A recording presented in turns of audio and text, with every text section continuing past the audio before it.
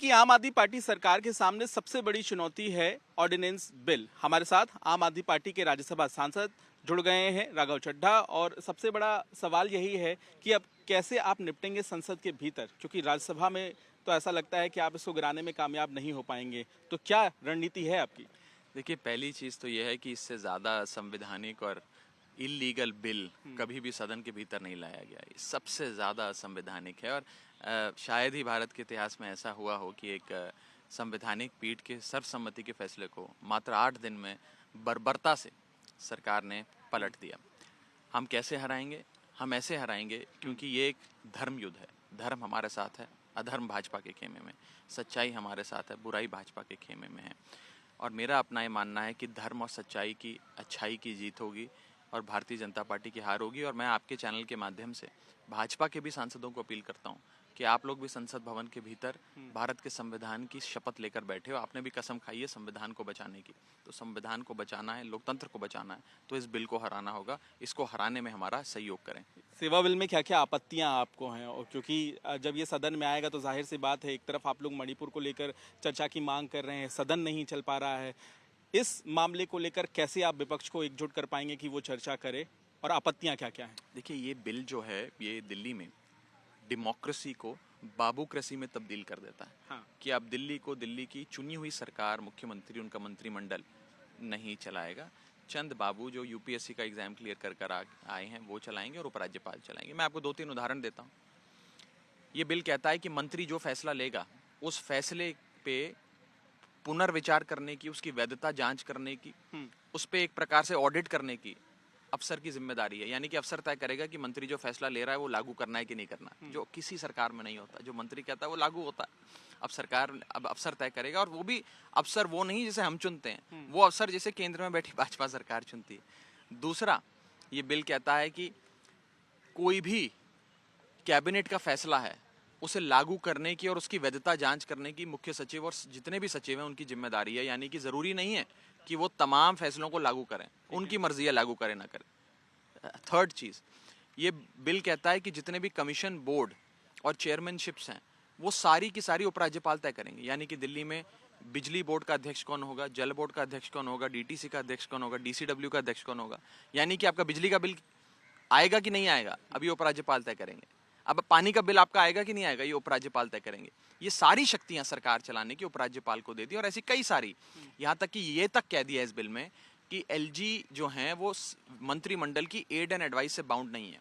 यानी कि किसी एक सरकार में जो मंत्रिमंडल फैसला लेता है, गवर्नर उस पर हस्ताक्षर करके लागू कर देते हैं। उन्हें अपनी तरफ से कोई एप्लीकेशन ऑफ माइंड या विचार करने की शक्ति नहीं है।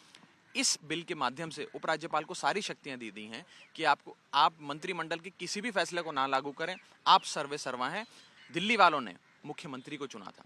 आपके घर पानी नहीं आता, बिजली नहीं आती, आपके घर के बाहर की सड़क टूटी हुई है, आप अपने मंत्री या मुख्यमंत्री के पास जाते हैं। क्या आपको पता है उपराज्यपाल कहाँ रहता है? क्या उपराज्यपाल लोगों से मिलता है या अफसर लोगों से मिलते हैं? उपराज्यपाल को सारी शक्तियां दे दो।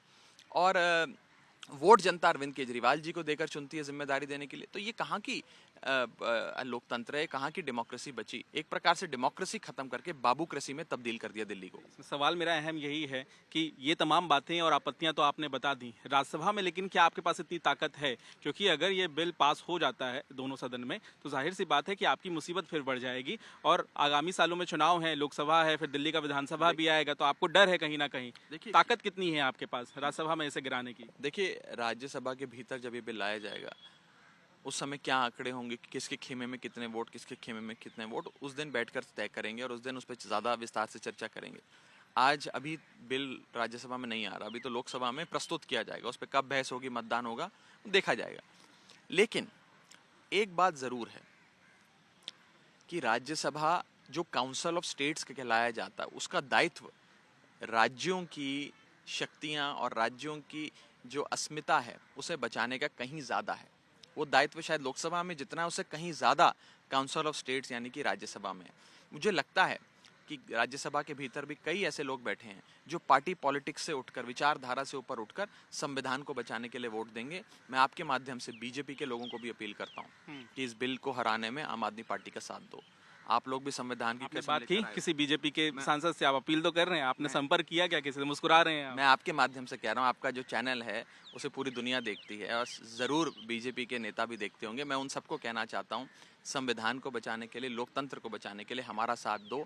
कई बार मौका आएगा अपनी पार्टी में अपना साथ देना, जैसा आपकी पार्टी कहती है वैसा बाद में कर लेना, किसी और दिन कर लेना, लेकिन आज संविधान को बचाने के लिए हमारा साथ दो। और ये कोई हमारा साथ नहीं दे रहे आप। अगर इस बिल को हराने में सहयोग करेंगे तो कोई केजरीवाल को या आम आदमी पार्टी को आप साथ नहीं दे रहे हैं, आप साथ भारत के लोकतंत्र का और संविधान का दे रहे हैं। अंतिम मेरा सवाल है, मणिपुर के मुद्दे को लेकर लगातार आप लोग चर्चा की मांग कर रहे हैं, लेकिन जो सत्ता पक्ष है वो आप पे ये आरोप लगा रहा है कि आप लोग चर्चा होने ही नहीं दे रहे हैं। आप हंगामा करेंगे तो चर्चा कैसे होगी? वो कह रहे हैं चर्चा के लिए तैयार हैं, लेकिन विपक्ष हंगामा कर रहा है। सत्ता पक्ष का ये आरोप है। कल 65 नोटिसेज, जिसमें एक मेरा नोटिस भी शामिल था, राज्यसभा के भीतर हमने दर्ज कराए कि चर्चा हो मणिपुर पे। अगर सरकार चर्चा चाहती है तो उन 65 नोटिस में से कोई एक नोटिस पे भी अपनी स्वीकृति दे दे, चर्चा हो जाएगी।